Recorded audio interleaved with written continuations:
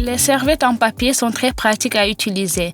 Mais lorsqu'il en reste trop peu dans la boîte, il n'est pas très pratique de les attraper. Ensuite, je retourne la boîte et fais 3 coupes. Le rectangle résultant est pressé vers l'intérieur.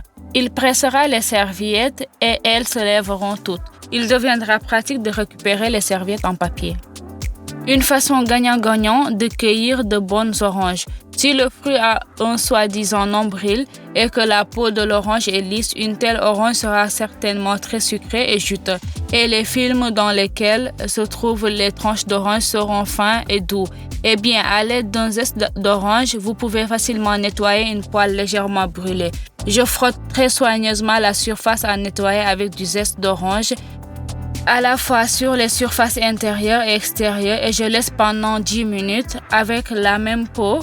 Je récupère tous les zestes de nourriture qui sont parfaitement éliminés. Il ne reste plus qu'à rincer la casserole à l'eau tiède, propre et beau et une merveilleuse odeur d'agrumes. Si le kaki est brillant, beau, mais un peu dur, alors tu peux le mettre dans un sac à papier. Mettre une pomme au même endroit. Je scelle bien le sac et le laisse pendant 2 jours à température ambiante. Vous pouvez le mettre dans un endroit plus chaud. Pendant ce temps, le kaki mûrira parfaitement et la couleur deviendra encore plus riche et plus brillante et le fruit deviendra assez doux. Pour que le chou coupé soit bien conservé au réfrigérateur et ne noircisse pas le plus longtemps possible, j'enlève la feuille supérieure et ferme la coupe très étroitement avec elle. Ensuite, je l'emballe bien dans un sac ou un film alimentaire. Je le conserve au réfrigérateur dans le bac à légumes. Une râpe de cuisine ordinaire a le plus souvent 4 surfaces. 2 d'entre eux n'ont pas besoin de recommandations. Avec leur aide, nous frottons les produits grossièrement ou finement. Le côté avec de longs trous oblongs aide à obtenir des tranches fines, mais ici, vous devez vous y habituer et faites un seul mouvement de haut en bas. Les tranches sont vraiment fines mais pas trop gelées. J'utilise ce côté pour trancher les concombres, les radis et les carottes fraîches. Et à l'aide de ces 3 trous oblongs, vous pouvez hacher très finement des oignons avec des plumes. Et le 4e côté de la râpe avec de petites pointes saillantes broie parfaitement les aliments en fines miettes, par exemple des noix ou des fromages. Il arrive que les gants ne soient pas de la bonne taille. Je fais ceci, je mets un élastique sur mon poignet, je croise et le fixe sur mon majeur. Maintenant, pendant le fonctionnement, le gant n'essaiera même pas de glisser. Ça me fait toujours plaisir d'écouter vos conseils. Pour que lors de la coupe de la viande, elle ne colle pas à la planche doit être humidifiée avec de l'eau froide. Vous pouvez maintenant couper la poitrine de dinde en petits morceaux sans aucun problème. Je fais chauffer de l'huile dans une poêle. J'étale la dinde hachée et la fais frire en remuant de temps en temps, jusqu'à ce qu'elle soit complètement cuite. Cela prendra environ 5 à 7 minutes. Aujourd'hui, je cuisine une dinde à sauce teriyaki et pour extraire toute la sauce de l'emballage ouvert, sans laisser de traces, placez-la sur le bord de la casserole. Appuyez sur le couvercle et retirez-la doucement. Le sac est complètement vide, toute la sauce est dans la casserole et rien n'est sale nulle part. Je mélange les morceaux de viande frits avec la sauce. Je ferme la casserole avec un couvercle et laisse mijoter la dinde pendant 3 à 4 minutes à feu doux. Maintenant, je saupoudre la viande de graines de sésame et de persil haché. Encore une fois, mélangez le tout et vous pouvez servir. Si une tache brillante de jus ou de vin apparaît sur des vêtements ou une nappe, vous devez rapidement tremper le tissu dans du lait tiède et laisser reposer pendant 30 minutes. La tache disparaîtra, il ne restera plus qu'à laver la chose. Les ciseaux de cuisine sont l'un de mes aides de cuisine préférés, peut-être à égalité avec un éplucheur de légumes ordinaire. Avec ces ciseaux, vous pouvez facilement couper les tomates cerises en 2, hacher finement le poivre et bien sûr hacher les verres, les tiges dont je ne jette pas. Je coupe les tiges d'aneth et de persil en morceaux et les mets dans un récipient. De telles tiges pour la saveur peuvent être ajoutées à un grand nombre de plats lors de la cuisson de légumes, lors de la cuisson de soupe ou préparer une sauce brillante et intéressante. Je mets les tiges d'aneth et de persil haché en proportion égale dans un grand verre. J'ajoute quelques gousses d'ail et les coupe en 2. J'ajoute de l'huile végétale, le sel et le poivre noir moulu sont également au goût. À l'aide d'un mixeur plongeant, mixez le tout jusqu'à consistance lisse. On obtient une sauce incroyablement brillante et parfumée. Vous pouvez l'utiliser comme vinaigrette indépendante, par exemple pour les salades de légumes, ou ajouter au plat de viande, de poisson ou de volaille. Vous pouvez également en faire d'autres garnitures intéressantes.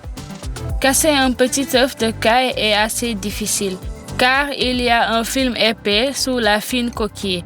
Par conséquent, j'ai soigneusement coupé la coquille des œufs de caille avec un couteau et puis je pousse les moitiés de la coquille dans différentes directions.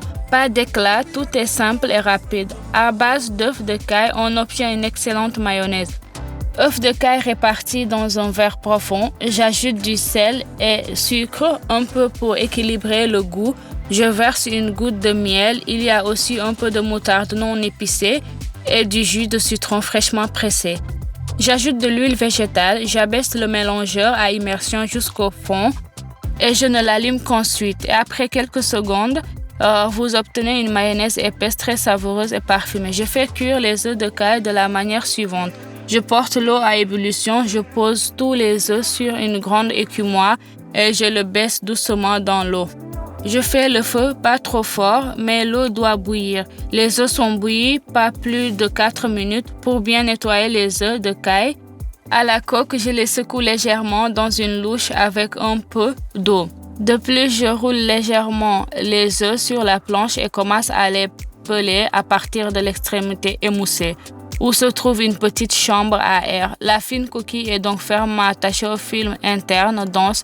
Il est donc plus facile d'éplucher l'œuf en spirale. Une belle présentation est la clé de la réussite d'un plat. Servir très bien, salade et apéritif en tartelette, je préfère les faire à partir de pain pita fin. Pain pita coupé en carrés de la taille souhaitée. De chaque côté du carré, je fais de petites incisions. Je plie les deux côtés près de l'incision et je fixe avec un cure-dent. Je répète 4 fois.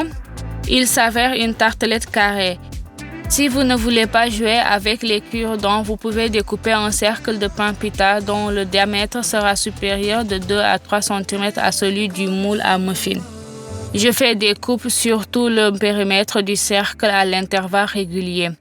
Ainsi, un cercle de pain pita peut facilement rentrer dans le moule et ne se sortira pas.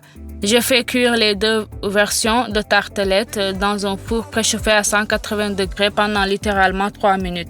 Les tartelettes carrées, retirez immédiatement les cure-dents pour que les tartelettes fines et croustillantes ne se mouillent pas trop vite. Je les recouvre de feuilles de laitue verte. Pour la vinaigrette, j'utiliserai de la mayonnaise à base d'œufs de caille. Pour rendre le goût de la salade plus brillant et plus unique, j'ajouterai un peu de sauce verte à la mayonnaise. Eh bien, la salade elle-même est extrêmement simple. Moitié de tomates cerises, moitié d'œufs de caille, carottes râpées et saumon rose.